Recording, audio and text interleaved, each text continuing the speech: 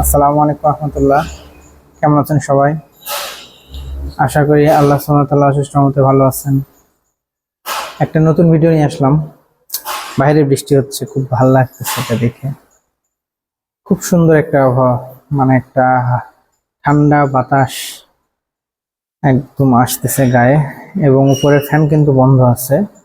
এবং আমি আমার এই যে মোবাইলটা রাখছি একদম জানালার সামনে, জানালাটা খোলা আছে, হালকা সুন্দর বাতাস আসতেছে। যাই হোক, আজকে যে ব্যাপারটা নিয়ে আলোচনা করব, আমার ভিডিওতে আসলে আমি মনে করি আপনার যদি জীবনের প্রচুর সময় থাকে, অনেক সময় থাকে নষ্ট করার মতো, তাহলে আপনি আমার ভিডিও দেখেন। আমার ভিডিওটা, আজকের ভিডিওটা খুব বেশি কোনো কাজের না। আমি অন্য দিন অন্য ভিডিওগুলোতে বলি যে আজকের টপিকটা গুরুত্বপূর্ণ, আজকের টপিকটা খুবই গুরুত্বপূর্ণ, এইভাবে বলি। কিন্তু আজকে এখন এই ভিডিওতে আমি বলতেছি যে আমি জাস্ট র্যান্ডমলি আসছি আর কি, কোনো উদ্দেশ্য নিয়ে না। হ্যাঁ, বাইরে খুব সুন্দর বৃষ্টি হচ্ছে এবং এই বৃষ্টিটা খুব উপভোগ করতেছি আর কি, খুব ভালো লাগতেছে আমার। হ্যাঁ, তো এই জন্য আর কি আসলাম ভিডিওতে। হ্যাঁ, খুব ভালো লাগতেছে বৃষ্টিটা। যাই হোক, বৃষ্টি নিয়ে দুই ধরনের কথা বলবো। একটা হচ্ছে বৃষ্টির রহমত, আর একটা হচ্ছে বৃষ্টি হচ্ছে আপনার জন্য অভিশাপ। দুই ধরনের জিনিস। বৃষ্টি কখন রহমত, বৃষ্টি কখন অভিশাপ। রহমত কখন? যখন সেটা, সেই বৃষ্টির দ্বারা আল্লাহ সুবহানাহু ওয়া তাআলা আপনার কোনো উপকার দিতে চায়, আপনাকে কোনো উপকার করতে চায়। হতে পারে আপনার যেসব ফসল আছে সেসব ফসল যেন ভালো হয়, সেটার জন্য বৃষ্টি দিচ্ছে। বৃষ্টির মাধ্যমে যে পানিটা আসতেছে, সেই পানির মাধ্যমে ফসল ভালো ফলতেছে, গাছপালা পানি পাচ্ছে, মাটি পানি পাচ্ছে। যাই হোক, বৃষ্টির ইয়েটা বেশি আসতেছে ভিতরে। ফোনটা আর একটু কাছে নিই, জানালা থেকে একটু দূরে নিলাম ফোনটা, কারণ অনেক বৃষ্টি পড়তেছে এখন আবার। যাই হোক, তো কেন বলতে চাচ্ছিলাম সেটা হচ্ছে যে বৃষ্টি অনেক সময় রহমত, আবার অনেক সময় হচ্ছে অভিশাপ।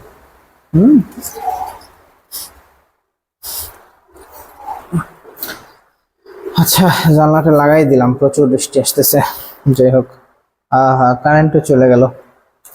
আচ্ছা, বলি তারপরেও, বৃষ্টির রহমত কখন?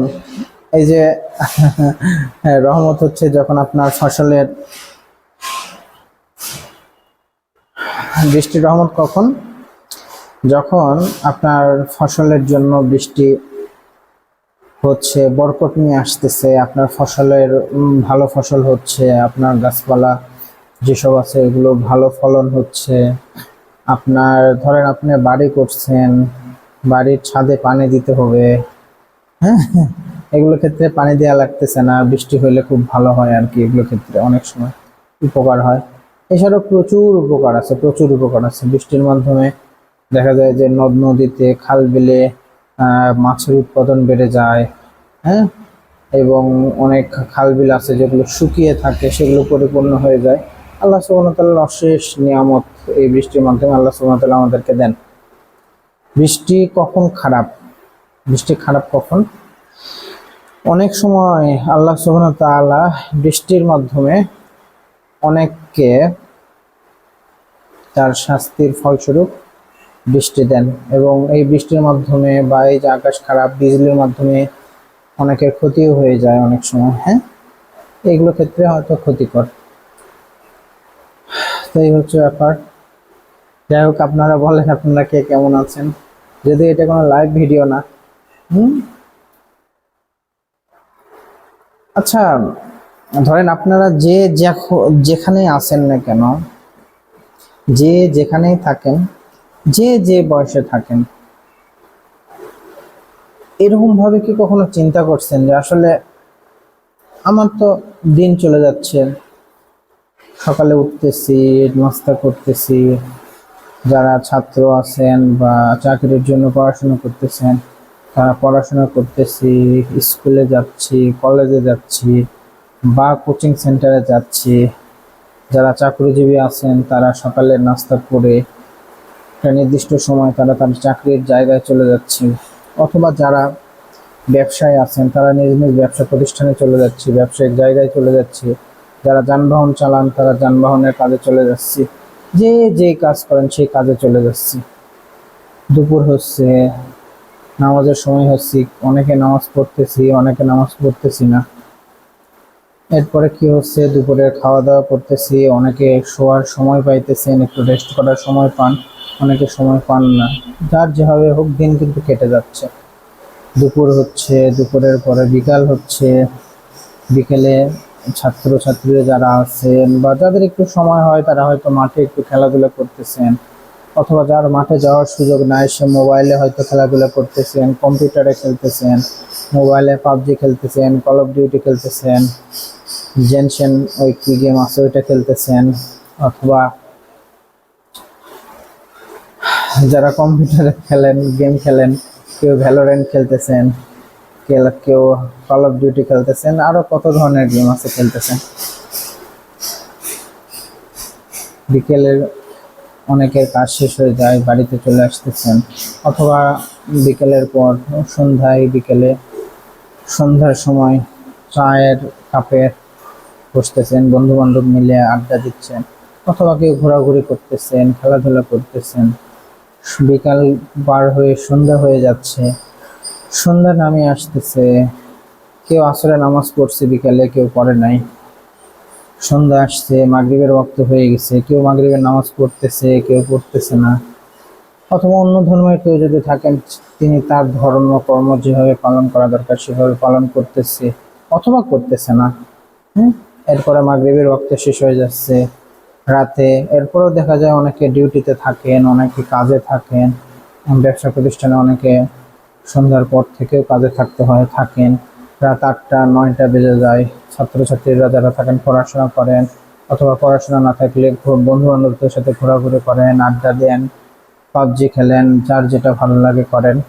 বাসায় যেসব মহিলারা আছেন, বাসায় যেসব মেয়েরা আছেন, তারাও দেখা যায় যে তাদের মতো করে সকাল শুরু করতেছেন, রান্নাবাড়ি দিয়ে খুব সকাল শুরু হয়, দুপুরে রান্নাবাড়ি, বিকেলে রান্নাবাড়ি, সন্ধ্যায় রান্নাবাড়ি, এরপরে টিভিতে সিরিয়াল দেখা, এরপরে সিনেমা দেখা, এরপরে কোনো নেটফ্লিক্সে বা আমাজন প্রাইমে কোনো একটা হচ্ছে সিরিজ দেখতেছেন, কোনো একটা এপিসোড দেখতেছেন, এপিসোডের পর এপিসোড দেখতেছেন, ভালো লাগতেছে, আবার একটা নতুন এপিসোড খুঁজতেছেন, অথবা নতুন কোনো এপিসোডের জন্য অপেক্ষা করতেছেন, অথবা যারা হিন্দি সিরিয়াল দেখেন তারা হিন্দি সিরিয়ালে ডুবে আছেন, অথবা কেউ বাংলা সিরিয়াল দেখেন, বাংলা সিরিয়ালে ডুবে আছেন। হ্যাঁ, চলতেছে মানুষের জীবন। রাত হচ্ছে, রাতেও রান্নাবাড়ি করতেছেন, সবাই একসাথে খাওয়া দাওয়া করতেছেন, ঘুমের সময় হয়ে যাচ্ছে, ঘুমে যাচ্ছেন। খুব দ্রুত সময়গুলো চলে যাচ্ছে। যারা কাজের মধ্যে থাকেন তারা জিনিসটা খেয়াল করবেন, আপনার সময় এত দ্রুত চলে যাচ্ছে। আপনি যদি কাজের মধ্যে থাকেন আপনার এটা বুঝতেই পারবেন না যে কত দ্রুত সময় চলে যাচ্ছে, খুবই দ্রুত সময় চলে যায়। আমি আমার একটা ফেসবুকের একটা পোস্ট শেয়ার করছি, 6 বছর আগের পোস্ট, 6 বছর আগের পোস্ট, এখন থেকে 6 বছর আগের পোস্ট। সেই 6 বছর আগের পোস্টটা দেখে আমি অবাক হয়ে গেছি, যে মনে হচ্ছে এইটা মানে জাস্ট গতকালই ছবিটা আমি তুলছি। মানে একটা ছবি তুলছিলাম, মসজিদের একটা ছবি তুলছিলাম মসজিদের সাথে, সেই ছবিটা শেয়ার আমার কাছে মনে হচ্ছে যে ঠিক গতকাল এই কাজটা করছি। মানে এত দ্রুত সময় চলে যাচ্ছে, আমরা আসলে বুঝতে পারি না। আমরা মনে করি আমাদের হাতে অফুরন্ত সময় আছে, কাজের মধ্যে ডুবে থাকি, কাজ তো হচ্ছেই, দিন পার হয়ে যাচ্ছে, আমরা বড় হচ্ছি, ধীরে ধীরে মৃত্যুর দিকে এগিয়ে যাচ্ছে। ছোটরা বড় হচ্ছে, তারা পড়াশোনা করতেছে, চাকরির চেষ্টা করতেছে, চাকরি করতেছে, কেউ ব্যবসা করতেছে, কেউ বিজনেসম্যান হচ্ছে, কেউ উদ্যোক্তা হচ্ছে, কেউ কেউ বিদেশ যাচ্ছে। যার যে কাজ ভালো লাগে সে সেই কাজের মধ্যে ডুবে থাকতেছে। একটা জিনিসে চিন্তা ভাবনা করার সময় আমাদের হয় না, যে যেটাই আমরা করতেছি করতেছি, দিন পার হচ্ছে, করতেছি, দিন পার হচ্ছে, করতেছি, দিন পার হচ্ছে। পৃথিবীতে হাজার হাজার লক্ষ লক্ষ কোটি কোটি মানুষ ওই একই ধরনের ভাবে দিন পার করতেছে। এর আগে পৃথিবীতে যত মানুষ আসছিল তাদের অনেকেই প্রায় কম বেশি সবাই ধরেন অল্প কিছু মানুষ ছাড়া সবাই কম বেশি একই রকম জীবনযাপন করছে বা পার করছে, নিজের জীবন পার করছে। আমাদেরকে আসলে কখনো এইভাবে বসে চিন্তা ভাবনা করার সময় হয়েছে আসলে পৃথিবীতে আমি কিভাবে আসলাম, কেন বা আসলাম, আমি কি নিজের ইচ্ছায় আসছি, নাকি আমাকে কেউ জোর করে পাঠাইছে, নাকি আমাকে পাঠিয়ে একটা উদ্দেশ্য দিয়ে পাঠাইছে, আমরা কি সেই উদ্দেশ্য অনুযায়ী আগাইতে পারতেছি, নাকি আমরা নিজেদের মতো করে নিজেদের উদ্দেশ্যটা সেট করে নিয়েছি এবং সেইভাবে আমরা আগাচ্ছি। কোন ভাবে আগাইলে আমাদের জন্য ভালো হয়, আমরা নিজেরা নিজেদের জীবনের যে লক্ষ্য বা উদ্দেশ্য সেট করে নিয়েছি সেইভাবে আগালে কি ভালো হয়, নাকি আমাদেরকে যারা সৃষ্টি করছে তারা যেইভাবে যে উদ্দেশ্যে বা আমাদেরকে যিনি সৃষ্টি করছেন তিনি যে উদ্দেশ্যে আমাদেরকে পাঠাইছেন সেইভাবে আমাদের চললে ভালো হয়। আসলে আমাদের আলটিমেট গোলটা কি, আমাদের আলটিমেট গোলটা কি? জীবন কিন্তু এইভাবে পার হয়ে যাচ্ছে, জীবন এইভাবে পার হয়ে যাচ্ছে।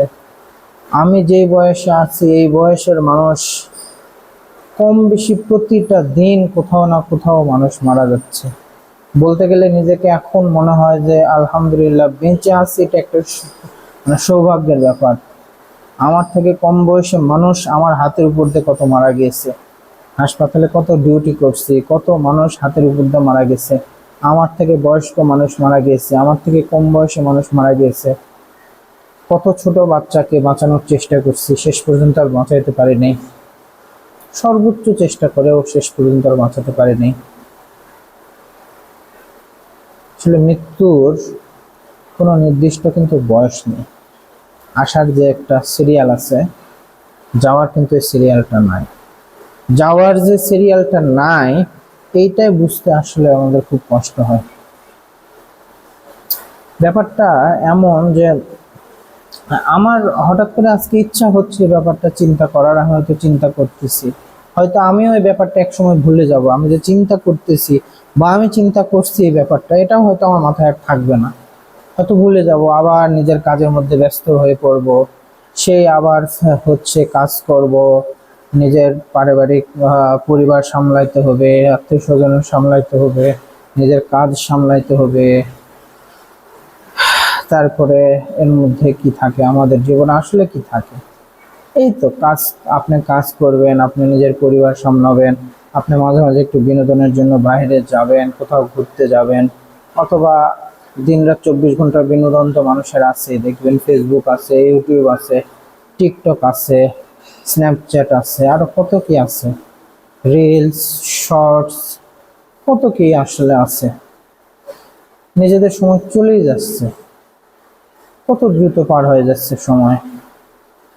সময়ের কোনো কাউন্ট আমাদের কাছে নাই, সময়ের কোনো হিসাব আমাদের কাছে একদমই নাই। কিভাবে সময় পার হয়ে যাচ্ছে, কত দ্রুত সময়টা চলে যাচ্ছে। এই অল্প সময়টাকেও যারা খুব সুন্দরভাবে, দুনিয়াবি কথা বলতেছি, দুনিয়াতে যারা খুব সুন্দরভাবে কাজে লাগায়, দেখা যাবে এই অল্প সময়কে কাজে লাগিয়ে তারা লক্ষ লক্ষ টাকা, কোটি কোটি টাকা ইনকাম করে ফেলতেছে।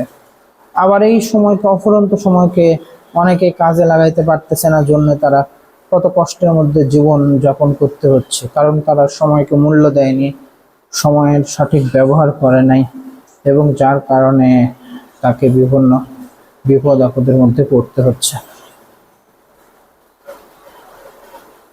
আসলে আলটিমেট সফলতাটা কোথায়? এক একজনের কাছে সফলতাটা এক এক রকম। সফলতা ব্যাপারটা আসলে আপেক্ষিক। অনেকেই বলে এটা আপেক্ষিক, আমিও মনে করি আপেক্ষিক। একটা জায়গায় সফলতা হচ্ছে কনস্ট্যান্ট বলে আমি মনে করি, মানে আমি এটা ব্যক্তিগতভাবে মনে করি যে এক জায়গায় সফলতাটা হচ্ছে কনস্ট্যান্ট, বাকি সব জায়গায় আপেক্ষিক হইতে পারে, তো এক জায়গায় সফলতা হচ্ছে কনস্ট্যান্ট। আর সেটা হচ্ছে কি, মানুষের জীবনের চূড়ান্ত লক্ষ্য কি।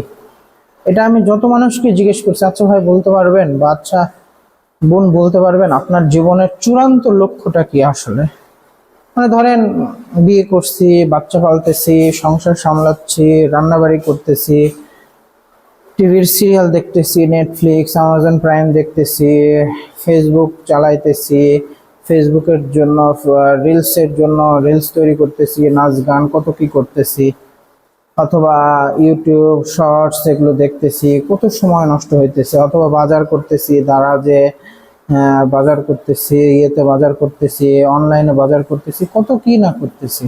তো আসলে আলটিমেট উদ্দেশ্যটা কি দুনিয়াতে আসার, বা আলটিমেট আমাদের আসলে প্রত্যেকের উদ্দেশ্যটা কি? মেয়েদের কথা বললাম, ছেলেদের ক্ষেত্রে একই রকম প্রযোজ্য। আমি জাস্ট একদিক থেকে বলে রাখলাম আর কি। আমার কাছে যেটা কনস্ট্যান্ট সফলতা মনে হয়, একদম কনস্ট্যান্ট, এই সফলতার বাইরে কোনো সফলতার কথা চিন্তা করাই যায় না আমি মনে করি। এটা আমার ব্যক্তিগত ওপিনিয়ন। সেটা হচ্ছে প্রত্যেক মানুষের, দুনিয়াতে জন্মগ্রহণকারী প্রত্যেক মানুষের জন্য সবচেয়ে বড় সফলতাটা হচ্ছে ওই সফলতা যেই সফলতার পরে আর কখনো কোনো সফলতা আসবে না। আবার বলি, আমার মতে মানুষের জীবনের সবচেয়ে বড় সফলতাটা হচ্ছে এমন সফলতা যেই সফলতা আসার পরে আর কখনো না কোনো সফলতা আসবে, না কোনো ব্যর্থতা আসবে। ওইটা হচ্ছে চূড়ান্ত সফলতা। এবং সেই সফলতাটা কি আসলে? হ্যাঁ, এমন কোন সফলতা আছে যে সফলতা একবার যদি কেউ অর্জন করে ফেলতে পারে তাহলে তাকে আর নতুন করে কোনো সফল হইতে হবে না, মানে সেটা তার চূড়ান্ত সফলতা। যেমন ধরেন দুনিয়াতে মানুষজন চিন্তা করতেছে, বাংলাদেশের প্রেক্ষিতে বলি, যারা সরকারি চাকরির চেষ্টা করতেছে, হ্যাঁ, কেউ যদি বিসিএস ক্যাডার হয়ে যায় অথবা একটা নন ক্যাডার জব পেয়ে যায়, কেউ যদি একটা সরকারি চাকরি পেয়ে যায়, তাহলে সে তার জীবনের চূড়ান্ত সফলতায় পৌঁছে গেছে বলে ধরে নেওয়া হয় দুনিয়ার ক্ষেত্রে আর কি, বাংলাদেশের প্রেক্ষিতে আর কি। তো এরপরেও দেখা যাবে হাজার হাজার বিসিএস ক্যাডার বা হাজার হাজার এরকম সরকারি চাকরিজীবী আছে ব্যক্তিগত জীবনে সুখী না। ইনকাম আছে, যা যা প্রয়োজন সেগুলো হয়তো আছে, কিন্তু সুখী না। তাহলে যদি ওইটাই যদি সবচেয়ে বড় সফলতা হইতো, তাহলে তারপরও কেন সে অসুখী? অথবা কেউ একটা নতুন এন্টারপ্রেনার হয়েছে, বা কেউ একজন নতুন ব্যবসায়ী, অথবা কেউ ব্যবসা করে তার নির্দিষ্ট একটা কাঙ্ক্ষিত লক্ষ্য ছিল, সে সেই লক্ষ্যটা পার করে ফেলছে, সে মনে করতেছে আমি সফল। এই যে সে মনে করতেছে আমি এখন সফল হয়েছি, এরপরেও একটা নির্দিষ্ট সময় পরে দেখা যাচ্ছে সে নিজেকে আর কোনো না কোনো কষ্টের মধ্যে আছে, কোনো না কোনো ব্যর্থতার মধ্যে আছে, তার জীবনে কোনো না কোনো ব্যর্থতার গল্প আছে যেটা সে কখনো ভুলতে পারে না, অথবা ভবিষ্যতে তার এরকম কোনো একটা ব্যর্থতার গল্প আসবে, অথবা এমন কিছু হবে যেটা তার জীবনকে নতুনভাবে ব্যর্থ করে দিবে। সে খুব কষ্টের মধ্যে পড়বেই, সবাই পড়বে না, কিন্তু অধিকাংশ ক্ষেত্রে এরকম হতে পারে। হ্যাঁ, কেউ এই সমস্যার ঊর্ধ্বে না। যেটা বলতে চাচ্ছিলাম, আমার কাছে ব্যক্তিগতভাবে কনস্ট্যান্ট একটা সফলতা আছে, এবং সেই সফলতাটা বলবো। আমার কাছে মনে হয় সবচেয়ে বড় সফলতাটা হচ্ছে জাহান্নামের কঠিন আযাব থেকে বেঁচে জান্নাতের মধ্যে প্রবেশ করা। সবচেয়ে বড় সফলতা জাহান্নামের কঠিন আযাব থেকে একবার বেঁচে জান্নাতের ভিতরে প্রবেশ করা। মানে এর থেকে বড় সফলতা আর কখনোই হয় না, এর থেকে বড় সফলতা আর কখনো হবেও না।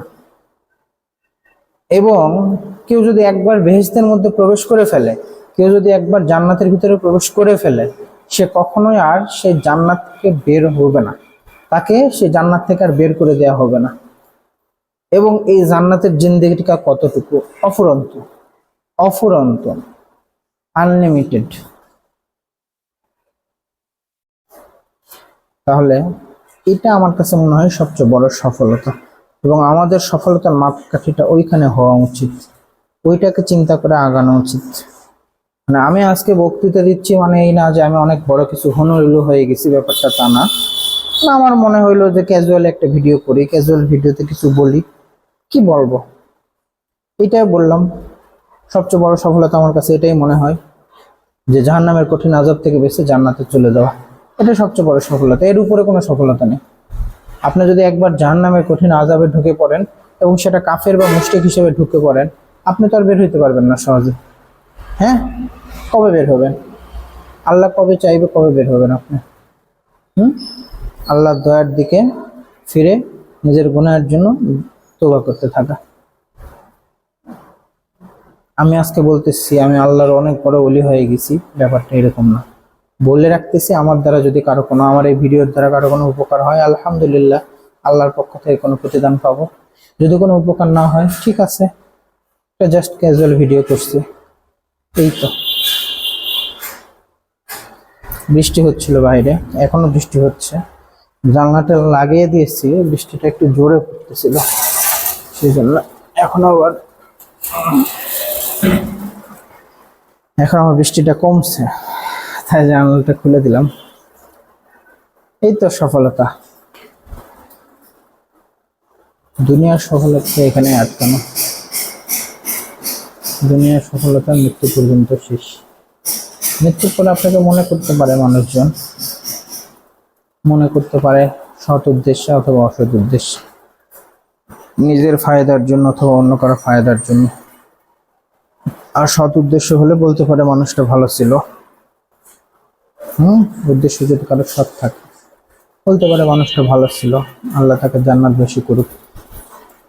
এই তো। হয়তো আপনার কথা মনে করে কেউ কিছু সাদগাত করতে পারে, কিছু দান খয়রাত করতে পারলে আপনার কবরে পৌঁছাইতে পারে। এই জীবন আসলে এইভাবে চলে যাচ্ছে, খুব দ্রুত সময় চলে যাচ্ছে। আমার মনে হয় মানে আমার ব্যক্তিগত কথা বলতেছে, যে একটা স্ট্রাকচার্ড ওয়েতে লাইফকে লিড করা উচিত। ধরেন মুসলমানদের জন্য আল্লাহ সুবহানাহু ওয়া তাআলা একটা স্ট্রাকচার্ড ওয়ে রাসূল সাল্লাল্লাহু আলাইহি ওয়াসাল্লামের মাধ্যমে পৌঁছায় দিয়েছে। আমরা অধিকাংশ সেটা ফলো করতে পারি না। আমরা যদি সময় মতো নামাজ পড়ি ঠিকঠাক, দেখা যাবে সময় যে সাইকেল একটা চলতেছে, হ্যাঁ, ওই নামাজের ভিতরে থাকলে ওই সাইকেলটা মাথায় থাকবে, এবং সে অনুযায়ী নিজেদের কাজগুলোকে গোছায় নিতে পারবেন।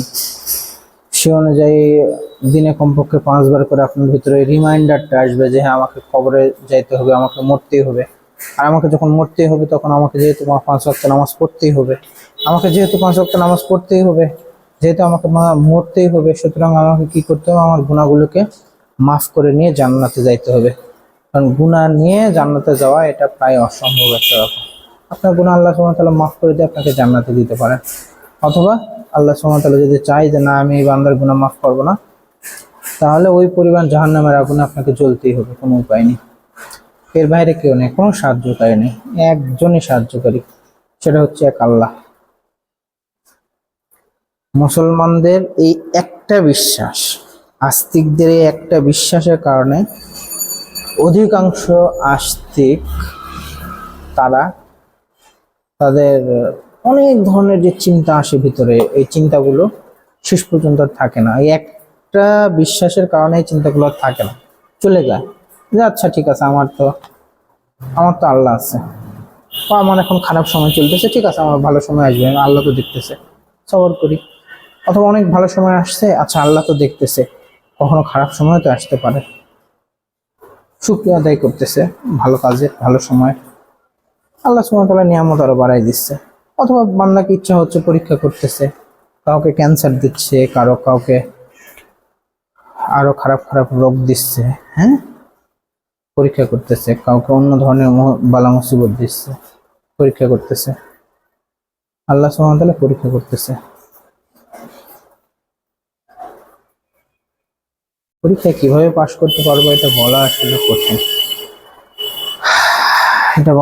কঠিন। কিভাবে পরীক্ষায় পাশ হবে শেষ পর্যন্ত, কারণ আপনি এই ভিডিওটা দেখতেছেন মানে আপনি ওই পরীক্ষার গ্রাউন্ডে আছেন, এবং পরীক্ষার গ্রাউন্ডে থেকে এই আমার ভিডিও এখন 24 বা 25 মিনিট চলতেছে। এই 25টা মিনিট হয়তো পুরোটা দেখেননি, অল্প কিছুক্ষণ দেখছেন, অথবা পুরোটা দেখতে পারেন, সময়টা নষ্ট করছেন। এই সময়েরও আপনাকে হিসাব দিতে হবে। কঠিন একটা পরীক্ষা এবং খুব কমপ্লেক্স একটা পরীক্ষা। এবং once in a lifetime, মানে এভাবে কি বলাটা উচিত হইলো কিনা, মানে জীবনে একবারই এই পরীক্ষাটা আসে। মানে আপনাকে এমন না যে আপনার পরীক্ষাটা আচ্ছা খারাপ হয়েছে, আবার পরীক্ষা দেওয়ার সুযোগ আপনাকে আল্লাহ সুবহানাহু ওয়া তাআলা পাঠিয়ে দিবে, যাও তুমি ভালোভাবে পরীক্ষা দিয়ে আসো, এবার জীবনটা ভালোভাবে শুরু করবা, ছোট থেকে ভালোভাবে পড়াশোনা করবা, এসএসসিতে ইন্টারে গোল্ডেন এ প্লাস পাবা। এরপরে কোনো সরকারি মেডিকেলে অথবা সরকারি কোনো ইঞ্জিনিয়ারিং প্রতিষ্ঠানে চান্স পাবা। এবং কোনো একটা সরকারি জব যেন হয়ে যায়, বিসিএস হয়ে যায়, অন্য কোনো সরকারি ভালো জব হয়ে যায়। আগে আগে আগে দ্রুত বিয়ে করে ফেলবা, বাচ্চা তাড়াতাড়ি নিবা, লাইফটা আগে আগে থেকে সেট করে নিবা, অনেক কম গুনাহ করবা, অনেক বেশি ভালো কাজ করবা, তারপরে আসবা। সুযোগ আছে নাই? জীবনের এই মুহূর্তে কে কোন অবস্থায় আছেন চিন্তা করেন। হতে পারে কেউ 15-20 বছরে আছেন, কেউ 30 বছরের রেঞ্জে আছেন, কেউ 30 থেকে 40 বছরের রেঞ্জে আছেন, বা 40 থেকে 50, অথবা 50 থেকে 60 বা তারও বেশি। এইরকম মনে করার দরকার নাই আরে আমার তো বয়স কেবল 20 বছর, বা আমার বয়স কেবল 30 বছর, আমার কেবল 40 বছর বয়স, আমার তো এখনো বয়স্ক বা বুড়া হইতে অনেক সময় বাকি। নিজে বললাম আসার কিন্তু সিরিয়াল আছে, হ্যাঁ, কিন্তু যাওয়ার সময় যে ওই সিরিয়াল অনুযায়ী যাইতে পারবেন না। কত বাবার হাতে তার সন্তানকে উঠাই দিতে হয়েছে, মারা গেছে, আল্লাহ আগেই নিয়ে নিয়েছে, বাবার হাতে সন্তানের লাশ উঠাই দিতে হয়েছে।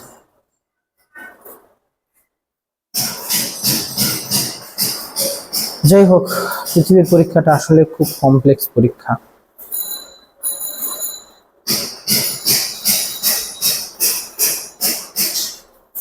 এই তো, ভালো থাকবেন সবাই। আসসালামু আলাইকুম ওয়া রাহমাতুল্লাহি ওয়া বারাকাতুহু।